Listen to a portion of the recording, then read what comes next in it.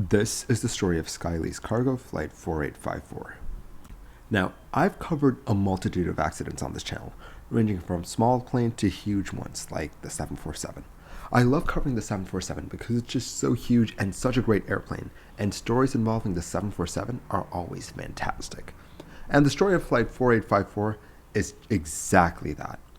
On the 7th of November 2018, a 21-year-old Boeing 747 had to make the long flight from Chicago's O'Hare International to Changsha International Airport in China. But it had to make a quick stop in Halifax to pick up some cargo. The plane would then leave for Ted Stevens International Airport, Alaska. There the plane would be refueled, and after that it was a quick hop across the Pacific to get to China. So with that, the plane left O'Hare at 12:30 a.m. UTC, and it climbed away from Chicago. When the plane was in the air, the pilots were getting information about the state of the airport at Halifax. They got to know that the landing runway was runway 14 and the departing runway was runway 23. They also got to know that both runways were wet. On top of that, the ILS for runway 23 and runway 5 were unserviceable. So yeah, the crew were like, runway 23 is not available for landing. So the pilots got together and conducted a landing briefing for runway 14. They talked about the landing distance that they would need to stop the plane. In addition to that, they talked about the level of braking that they would need to stop the plane on the runway. When the plane was 153 nautical miles from Halifax, they started the descent into the airport. Since the airport wasn't that busy, the controller cleared the 747 and directly to the intermediate approach fix for runway 14. But at 4:54 a.m. UTC, the tower had a change of heart and then changed the active runway from runway 14 to runway 23 due to a change in the wind. Now, the easiest approach would be an RNAV or area navigation approach to runway 23, but this change was not clearly communicated to the crew. At 5:02 a.m., the 747 was 8.6 nautical miles from the runway, and the winds were at 260 degrees at 16 knots, gusting to 21 knots. This would give them a 7-knot tailwind. The controller was like, "Are you guys okay with this?" The crew had a quick discussion, and then they were like, "Yep, we're good. Runway 14 works for us." So the approach to runway 14 was continued. The plane was at 164 knots, and it was just 4 miles from the runway. Then, just a minute and 21 seconds from the threshold of runway 14, the pilots confirmed that they had a persistent tailwind. The pilots went over the go-around procedure just in case. They talked about the headings and altitudes that they'd have to fly at if they did have to go around. Then at 400 feet of altitude, the pilot flying disengaged the autopilot and then hand flew the plane right down to the runway. But things were now starting to go wrong. The plane was a bit higher than it was supposed to be at.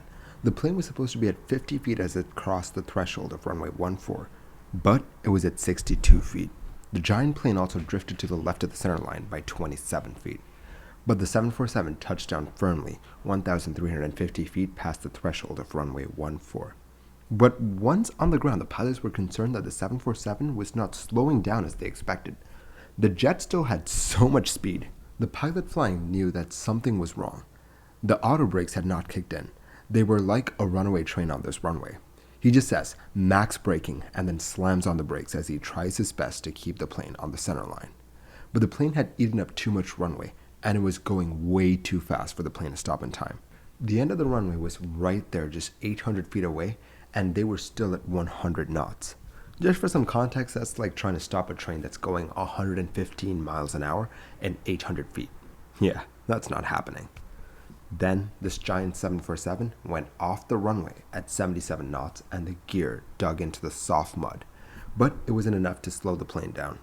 The jet went right through the ILS antenna for the runway, but thankfully the giant jet came to a stop just a few feet away from a public road.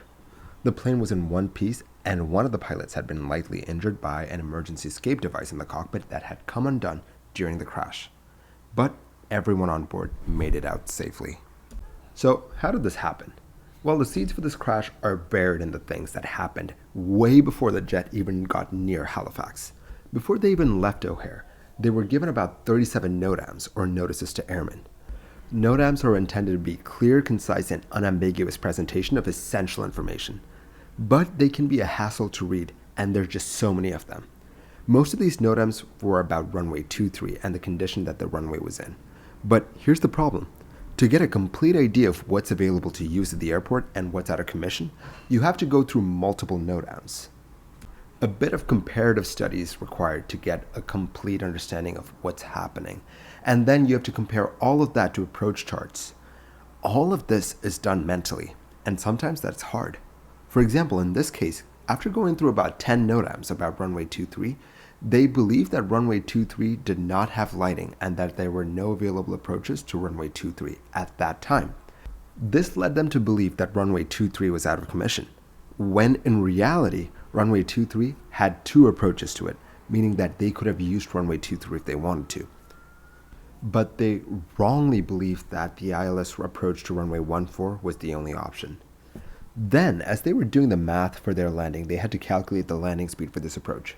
Given the weight of the 747, they came to a VREF speed or VReference speed of 154 knots. They then added 5 knots to that because that's what Boeing wanted them to do, which took them up to 159 knots. Then, to account for the crosswind, they added about another 5 knots. But here's the thing though, the wind was hitting them at about a 90-degree angle, so this wasn't needed. The crew were flying this approach much faster than they needed to.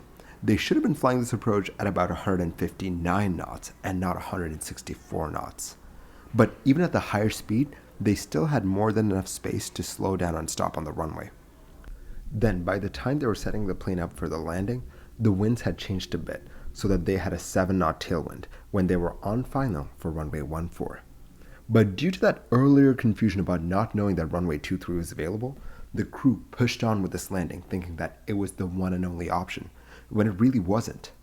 With this new tailwind component, all that math that they had done before went out the window. The calculations initially showed that they had a margin of 965 feet, but now that had fallen all the way down to 185 feet. So if something went wrong, they would be up the creek without a paddle. The crew were getting nervous. They were not sure if they should even go ahead with this landing, but they decided to go for it. But due to the winds and everything, the plane landed 14 knots faster than it should have been. With that, the 747 really had no hope of stopping on Halifax's 7,700-foot runway. This was an approach that was flown very close to the limits of the 747, and that left no room for error. But, as we've seen, there were errors. Once on the ground, the intensity of the landing kind of threw off the pilots. They were not expecting such a hard touchdown, so much so that some of the engines hit the runway. But it's important to note that the engines did not fail. They worked as intended. So for the pilots, once on the runway, the first order of business was to get the plane back onto the centerline. Amongst all of this, the captain sent the plane into reverse, but accidentally missed engine number 1. This messed up the logic for the landing and prevented the full extension of the speed brakes in a very quick manner. The speed brakes kind of came out at 30% and then they retracted and then they came out again. In addition to that, since the plane was yawing laterally, quite a bit might I add, the computers couldn't figure out if the plane had landed or not, as not all of the main gears had fully compressed under the weight of the airplane. This meant that it took longer for braking to kick in. Remember how I told you that this landing had no margin for error? Yeah, mistakes had been made, and now there was no way that this plane was stopping in time before the runway ran out. That's all well and good, but why were the pilots so intent on making this landing stick? Well, for one, they were unaware that conditions had changed, and they went into this landing without a complete picture of what was happening at the airport, and that turned out to be catastrophic. I mean, there were multiple times when information was not explicitly conveyed to the crew, and that would have allowed them to have a better understanding of what was happening. But that's not the only thing that's at play here. Fatigue was a big part of this. You see, the flight was taking place at midnight because it had been delayed by about 12 hours so that the weather would clear up. Now, due to this delay, the crew are flying when they usually would be asleep. But I don't think they got any sleep because it's during the day and they're used to being awake for that period of time. The thing is, the effects of fatigue were so subtle that the crew never noticed them. I mean, these pilots went through trainings about fatigue and risk management, but they could not spot the signs in themselves. The actions of the crew were in line with fatigue, like messing up a simple landing speed calculation. But since all of them were probably equally tired, no one was like, hey, maybe we should just go around and get our bearings and try again. And that turned out to be catastrophic. This accident's a good example of how things can go wrong individually that finally culminates in a crash.